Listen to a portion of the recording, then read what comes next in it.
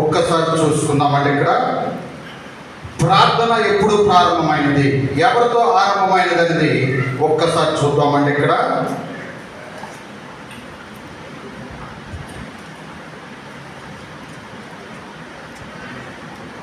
4వ అధ్యాయము చివరి వచనం చదువుకుందామండి. మరియు షేతుకు కుమారుడు పుట్టెను, అతనికి ఎనోష అని పేరు పెట్టెను. అప్పుడు యెహోవా నామమున ప్రార్థన ఆరంభమైనది. మొట్టమొదటిగా ప్రార్థన ఈ యొక్క ప్రపంచంలో ఎప్పుడు ప్రారంభమైందంటే ఆ యొక్క అతనితోటే ప్రారంభమైంది. తర్వాత 6వ అధ్యాయం వచ్చేసరికి భూమి మీద అనేక మంది జనులు జీవిస్తున్నారు. అయితే వారందరూ కూడా వారి ఇష్టానుసారం జీవిస్తున్నారు. ఆ కాలంలో ఆ రోజులలో ఒకే ఒక్కడు దేవుడికి ఇష్టడుగా జీవిస్తున్నాడు. అతని గురించి జీవము కలిగిన దేవుడు మాట్లాడుతున్నాడు. అయితే నీతో నా నిబంధన స్థిరపరచుదును. ఎవరితోటి నిబంధన స్థిరపరుస్తా అన్నాడు? నోవాహు దేవుని కృప పొందినవాడు, చెడుతనమును విసర్జించాడు. అందరూ కూడా వారి ఇష్టానుసారం జీవిస్తున్నప్పటికీ కూడా జీవము కలిగిన దేవునికి ఇష్టంగా జీవించాడు. అయితే అతను బట్టి జీవము కలిగిన దేవుడు అంటున్నాడు, నీతో నా నిబంధన స్థిరపరచదును.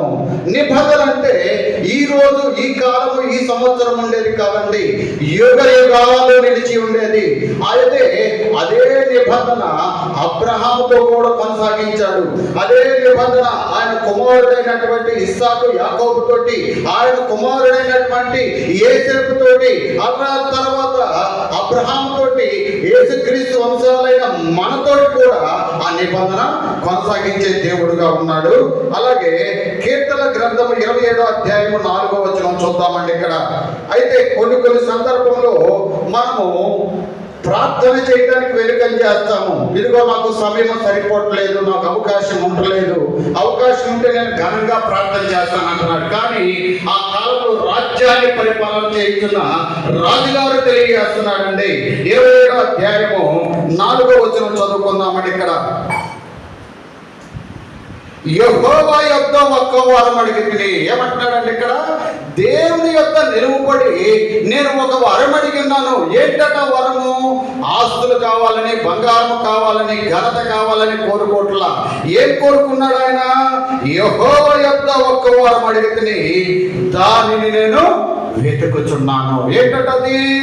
యెహోవా ప్రసన్నతను చూచుటకును, ఆయన ఆలయంలో ధ్యానించుటకు. ఏంటండి? దేవుని యొక్క ప్రసన్నతను చూచుటకు ఆ యొక్క ఆలయంలో ధ్యానించాలని చెప్పి